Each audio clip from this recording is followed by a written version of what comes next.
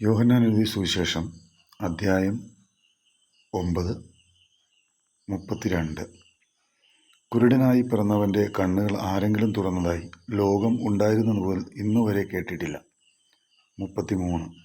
ദൈവത്തിൻ്റെ അടുക്കൽ നിന്ന് വന്നവൻ അല്ലെങ്കിൽ അവൻ ഒന്നും ചെയ്യുവാൻ കഴിയുകയില്ല.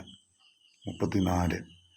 അവർ അവനോട്, നീ തികച്ചും പാപത്തിൽ പിറന്നവനാകുന്നു, നീ ഞങ്ങളെ ഉപദേശിക്കുന്നുവോ എന്ന് പറഞ്ഞ് അവനെ പുറത്താക്കി കളഞ്ഞു.